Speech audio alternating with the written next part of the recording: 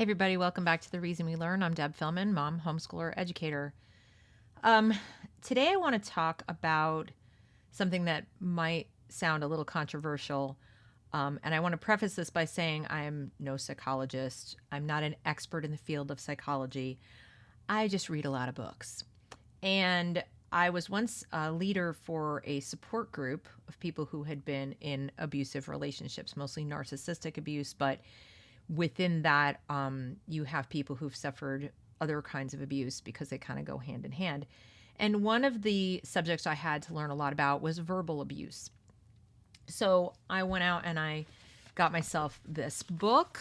It's called The Verbally Abusive Relationship by Patricia Evans, and read it cover to cover, highlighted bunches of things so that I could help the people in this group, who were not just women, by the way, it was men and women. Anyone can be a victim of verbal abuse. Children suffer from this a lot.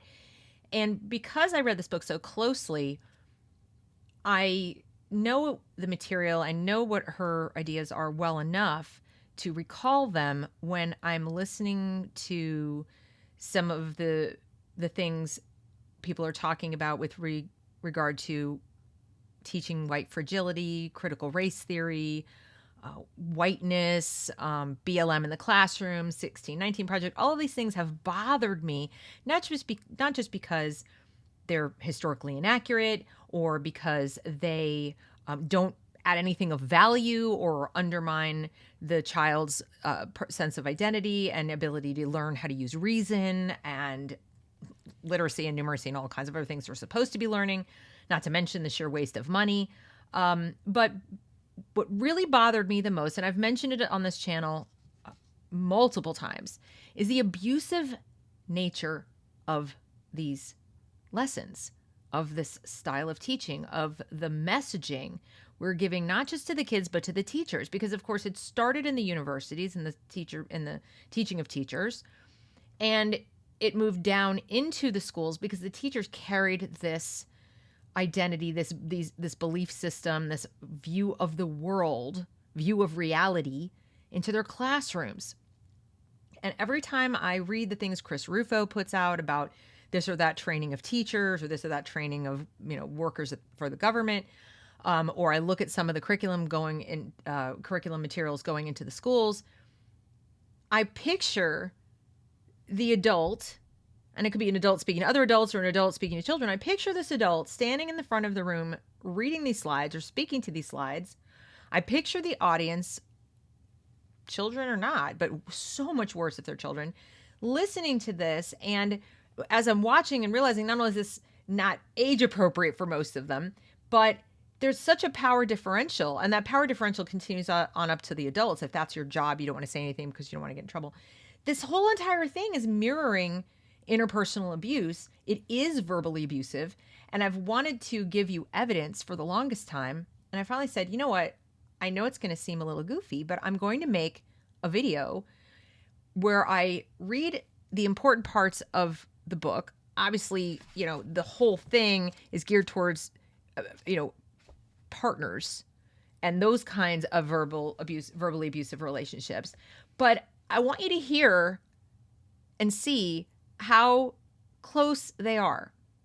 And if you haven't watched my other videos on this subject, like, teaching white fragility or a CRT or any of the other things in the classroom, I encourage you to go watch those videos or find that information, from Chris Rufo. You can find it on Twitter. I've put some of it forth. Carlin Borisenko has as well. But I think when you do that, this will make more sense. Or if you've been through one of these trainings, or if your child has come home with materials from these lessons, this will sound familiar. So first, let's generically talk about worldviews or views of reality, okay?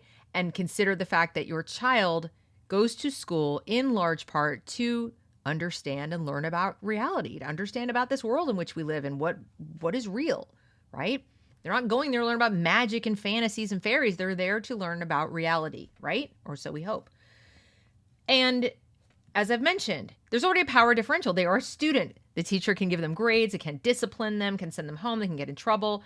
There's an authority situation going on. So we already have, unlike in a partnership, like a romantic relationship where you don't automatically have a power differential except possibly financially or something like that, but it's not baked in to the relationship. You don't know walking into it, you're above me, as you do in school or in an employment situation. And here you do. So listen to what I'm about to read with that in mind. There are two kinds of power, okay? One kills the spirit and the other nourishes the spirit. Now, do you send your child to school to be nourished? I would think so. I would hope so. Power over kills the spirit, and personal power nourishes the spirit. Personal power can be shared, right? So power over shows up as control and dominance. Personal power shows up as mutuality and co-creation. Mutuality is a way of being with another person or with other people, which promotes the growth and well-being of oneself and of the other person or people by means of clear communication and empathetic understanding.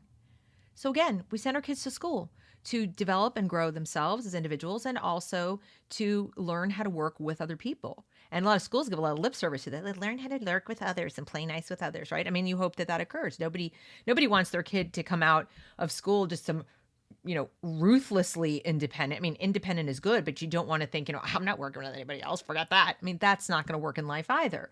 So we have to have a strong sense of self. And guess what? You can't even work with other people unless you do. You can't work effectively unless you do. Co-creation is a consciously shared participation in life, which helps one reach one's goals. Okay. And since verbal abuse is symptomatic of personal, cultural, and global problems, which originate in the misuse of power, she's going to begin with this sort of broad perspective about it, what it is. Okay. So someone who believes in power over expects to get what he or she wants through the use of power over another. And someone who lives by personal power expects to get it through cooperation. Now, some of the symptoms of living and acting through this paradigm of power over can be, she points out, prejudice and tyranny. These concerns bring into sharp focus our regard for human dignity and the quality of life. The power over paradigm holds power over life.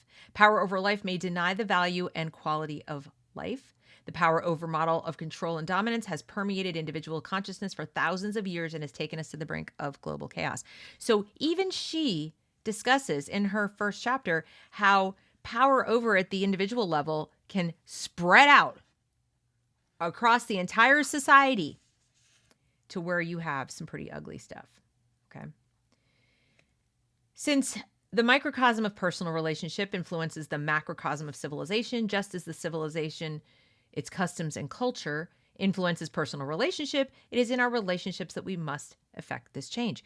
So the good news is this can be done on a one-on-one basis. And I'm going to make another video a little bit later about that. But for now, you need to understand that this can spread. This can occur in even a place with relationships like teacher-student, student-to-student, and you need to think about that. Abuse is not something that only happens inside the home. There are plenty of people who've been abused at work and they know it. They've been bullied at work and people acknowledge workplace bullying. They may not acknowledge that they're being bullied by their employer in the training room, though. And they're students, just like little kids in school.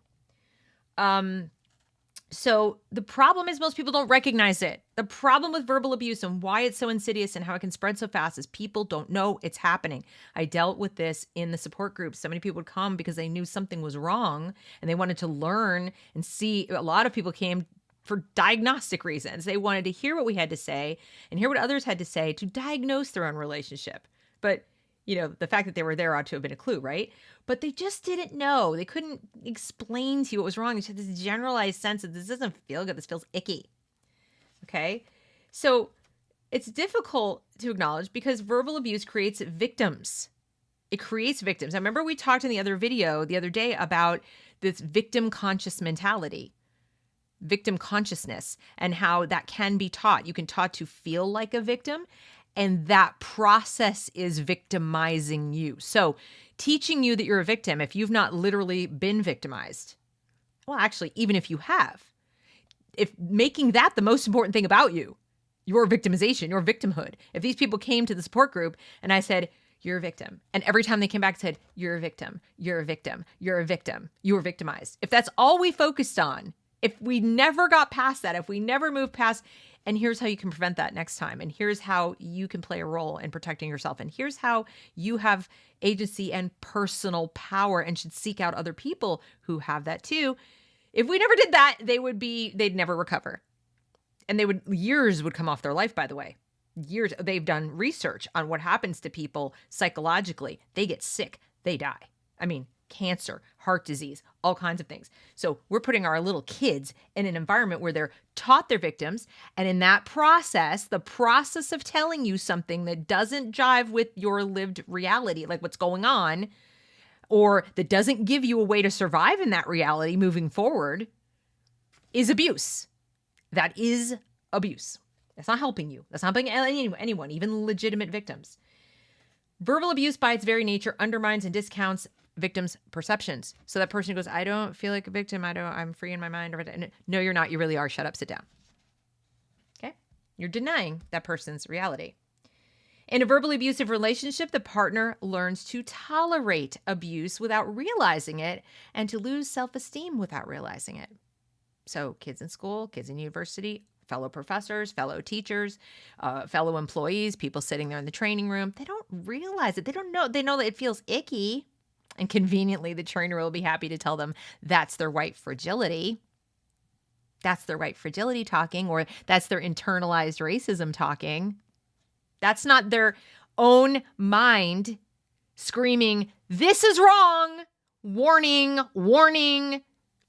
Evolution gave that to us. It's a gift. I would tell the people in the support group, you know that icky feeling you have when you're spoken to that way, when you're treated that way? That is evolution speaking to you across the millennia saying, get out.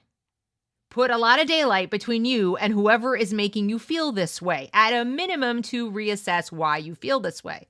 But this is not the time to sit and tell yourself to continue to feel this way because something's wrong with you. And guess what? If you feel this way and the person you have the guts to say, I feel icky too, tells you that's your problem, I'm trying to help you and your ickiness is a sign of your problem, they're doubling down. That no one should ever tell you that your feelings, especially feelings of like, this doesn't feel right, no one should ever tell you that that's invalid. Ever. That's inherently abusive. Because even if your feelings don't jive with reality, or even if you're being, like a PTSD sufferer might, the appropriate response is, oh, really? Let's talk about that. Tell me why do you think you feel that way? Or what specifically the person is going to try to draw out of you? Why do you think you feel that way? And explain it to me. And they will be receptive to whatever you say. They will not say every word that just came out of your mouth is wrong. And let me tell you why. Not without evidence to back it up. Certainly not without evidence. Robin DiAngelo doesn't have evidence. She has absolutely no research to back up her claim that something called white fragility even exists. So anybody who invokes that term or says you don't know what you're talking about, or you're in denial, or this is proof of your racism, is not only throwing a Kafka trap in your way, they're denying your reality, they're abusing you. They're literally abusing you and your child, if this is a teacher. I'm sorry to raise my voice. This is really, really important. I'm here because I want to protect children. I'm spending my time making these videos to protect children, not just my own. My own aren't in the schools, but I'd like them to someday grow up and maybe meet someone and fall in love or have a nice life and have friends and exist in reality safely. I don't want them walking around this earth having to put lots of distance between themselves and people who are literally bent on having power over them, potentially to a degree that could result in the end of their life. And because I'm a student of history, I know that that is possible. So she continues. What is the origin of the power over model? Is it the result of and the perpetuator of poisonous? It is the result and the perpetuator of poisonous pedagogy. A poisonous pedagogy is a toxic method of teaching or raising a child. So even the verbal abuse that occurs in romantic relationships occurs because someone taught a child that power over is how you succeed in life. That your self-esteem comes from power over others. This misuse of power causes the child extreme pain. So the children who are being taught this, by the way, are in pain. They may not be able to articulate it to you, but they are in pain. They're not happy. And they will then take that and make others be in pain too. Okay, if not just by imploding on themselves, they will turn it outward. If the child becomes an adult without having worked through the hurt and pain of experience, he will perpetuate the misuse of power in adulthood. Consequently, the adult can become toxic or poisonous to others. This toxicity is what we find in abusive relationships. We may note that their illusion of power is maintained only as long as they have an other to have power over. Sound familiar? If there is no other, one is created. I don't have another. I'll create one. All of you who look this way. All of you who worship this God. All of you who fill in the blank. Got it? Starting to catch on? Okay. Personal power, in contrast, works by mutuality and co-creation and may be considered a new way of being in and perceiving the world. And here's the real problem. Through these lenses, power over, personal power, these two people, these two peoples, these two, types of society, whatever you want to call it, however far out you want to get it going, may see neither each other nor each other's reality. They are literally living in different realities. So, does that sound familiar to anybody? Is any of this sounding familiar? And you might now be wondering, well, okay, but what does that sound like and look like in practice? What are you talking about, actually? So, can you give me examples? Okay, well, let's talk about it briefly. Personal power, the good stuff, works by mutuality and co-creation. Personal power comes from one's connection to his or her own feelings, those ones you're not supposed to diss and call fragile. And increases through cooperation with and participation in life. Okay. So cooperation and participation with another person who's also grounded in his or her own feelings generate or bring into being a shared reality. So they have a shared reality, not one like, this is what's real, and if you don't agree with me, you're wrong. You're bad. You're evil. That's two different realities. Okay. Cooperation with and participation in life include the involvement of oneself in the creative power of life. You have to be free to feel like what you want to do and what you're doing is okay. And it doesn't have to be first checked with anyone else. Is this okay? Am I offending you? Did I use your pronouns correctly? I'm sorry. Is this wrong? Is that wrong? I have to check with my own creative self and tell him or her or they, whatever, to wait while I go check with other people to see if I may be permitted to create my life as I want it, because what I want might be wrong. So I got to go check with other people. Does that sound familiar? Personal power is the ability to know, to choose, and to create from the ground of one's being. Just from you, not check in with the broader world of what's okay and what's appropriate. Our feelings help us to know what we want and don't want, and what gives us greatest satisfaction. Our feelings, not other people's feelings, not the loudest feelings, not the rules of the dogma. No, but ours, what comes from within. We need to believe that that's okay, that those are okay and valid. Not check ourselves constantly. When we have this relationship with ourselves and with the world around us, we not only experience our own creativity and personal power, but we also perceive the world to be a mutually supportive and creative place. Thus, we describe reality in a different way than do those who describe it as a structure of hierarchical power. Does that sound familiar? The good people, the bad people, there's people of color and there's white and Asian, but they're also white. No, there's just hierarchies of power. That's literally critical race theory, guys. So if you're wondering, what do you mean? And give me examples. I just did. Critical race theory is quite literally power over. It simply replaces classes or some other type of grouping with race for the purpose of establishing dominance. And I'll put a fine point on it for you. It is to establish dominance of people who are not white over people who are. It's really that simple. It's really that simple. And no one should want that. I don't care who you are. I don't care what race or culture you're from. That will be a very ugly world. Certainly a very ugly country, which will then become a very ugly world. So what happens in personal power? Life emerges in mystery, splendor, infinite diversity, natural, organic diversity. Okay. The old dies away and the new is born. We grow and learn in the same way. We grieve our losses. We're renewed in the process. The process of life sustains us, generates life, balances life, nurtures life, protects life. Life naturally supports life. You are not looking to get power over someone else. You are not looking to hedge. You're not looking to establish whether you're dominant or submissive or whatever. No, there's no competition in personal power. It's mutuality. You will have diversity because people are people.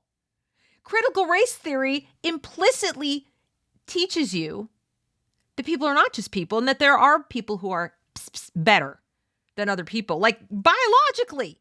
And it seems to be implying, weirdly, that those people currently are white. And so the only way that someone who's not white can get any kind of power at all is to subvert the people who are just naturally going to always be in their way. It is a white supremacist idea turned upside down. It's completely bizarre. I would go so far as to say that the way it's taught and practiced today amounts to teaching insanity. It's insane. The people who are out there preaching it, teaching it are not sane because they are teaching a death cult. They're teaching something that will undermine survival. And I'm sure to get a lot of pushback on that, and I really don't care because that is absolutely what I believe. So in order to have personal power, in order to live in that reality of mutuality and growth and natural diversity and life, sustaining life, it requires great self-esteem and great trust in the process of life itself. You cannot walk around mistrustful. You cannot wonder about the motivations and machinations of other people. You cannot approach someone who looks different from you with suspicion and automatically assuming that they're there to undermine you or oppress you, or that they do, or that they have, or they will.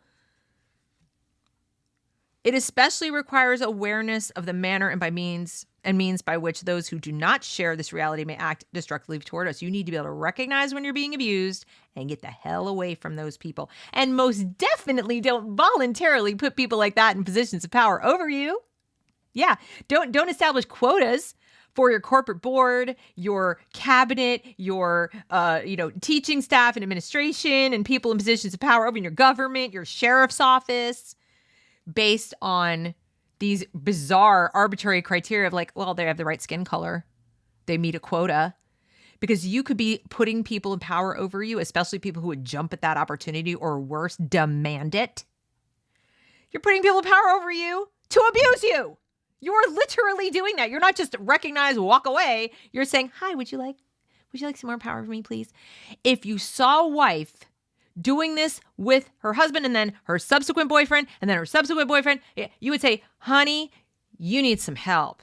You need counseling. You need to not date. You need to get the heck out of the relationship business because you make very poor choices for yourself. You are committing slow suicide by relationship. This is what we're doing on a mass scale in our society. We are committing relationship suicide, relationship with other humans. We're poisoning it. And what keeps me up at night is we are then replicating this dysfunction in our schools. One child at a time, we are teaching them to be abusers and the abused. I cannot stress this enough. As we grow in this reality, we come to the realization that we can neither accept nor tolerate the devaluation of another person, for by such acceptance, we devalue ourselves. How do you fight real racism? How do you make the world a better place? How can you really be anti-racist? Not by finding racism in every last little thing, not by automatically assuming that somebody who looks a certain way is racist and calling them such. That's abusive. You're denying their feelings, denying their reality as they actually are. No, what you do is you acknowledge their reality. You acknowledge that. You have open communication.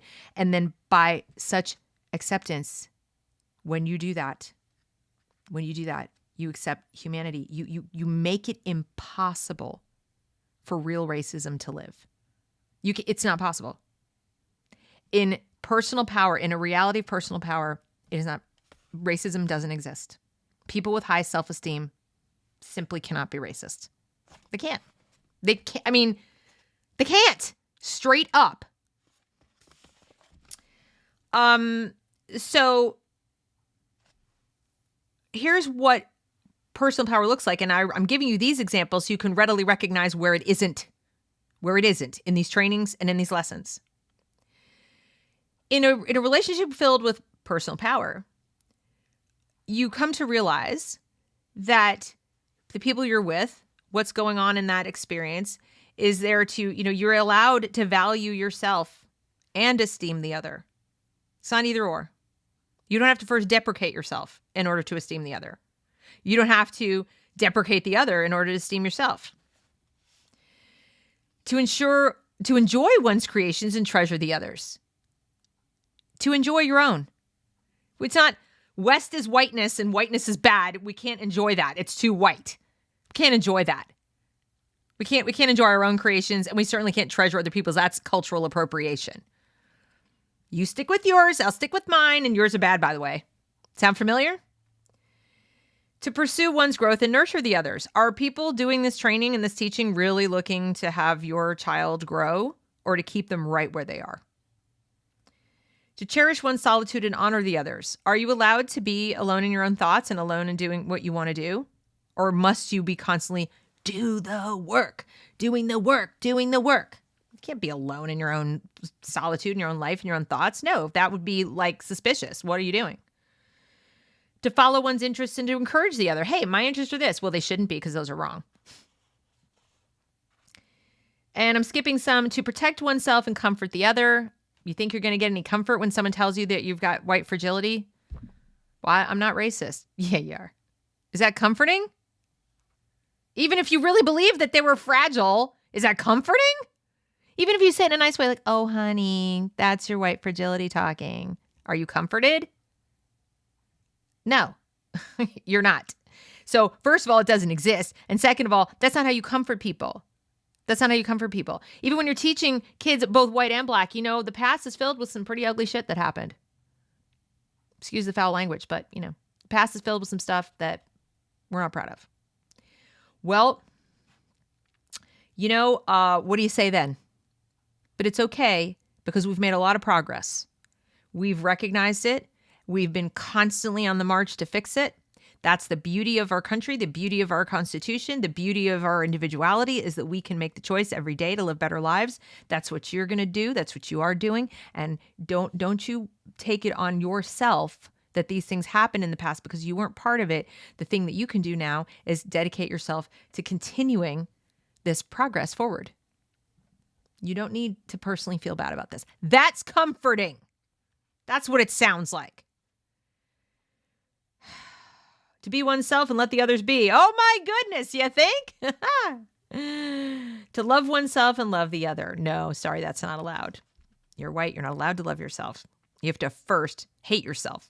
And then maybe if you hate yourself enough, often enough, loudly enough, publicly enough, self-destructively enough, then maybe other people might love you. Maybe. But we'll have to check in and see if you did your work today. So, CRT seeks to do the opposite. Destroy the self of white people. Destroy the esteem. Destroy any sense of comfort and anything that that you might have had as your identity that you chose for yourself. They're going to tell you what your identity is, and then you must accept it, even as painful as it is, and they're not going to comfort you because any discomfort that you feel is your fault too. This is abuse. In order to recognize when one is devalued, one must have extraordinary self-esteem. So these kids, they're kids. Do they have extraordinary self-esteem yet? No. They get that from you. They get that from school. Now imagine the child comes from an abusive home on top of all this. Or a chaotic home. Doesn't even have to be abusive. It's just not stable. It's not stable. Maybe there's one parent. Maybe the parent's hardly there. Maybe it's straight up abusive. They're getting verbally abused at home. Now they go to school and get this stuff too. And now it's a global pandemic, so we know all those things are on the rise. So imagine that. Now let's lay on top of that some CRT and some white fragility training.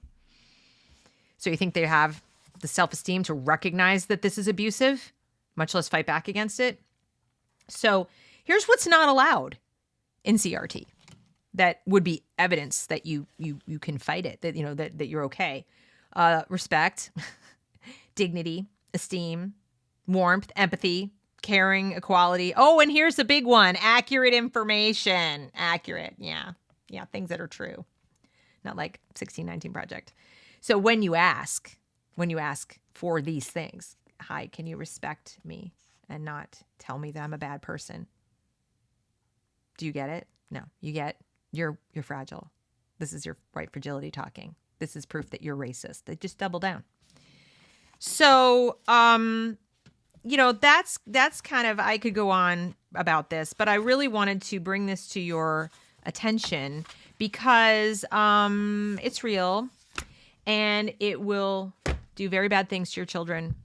That's what this is. That's what's happening.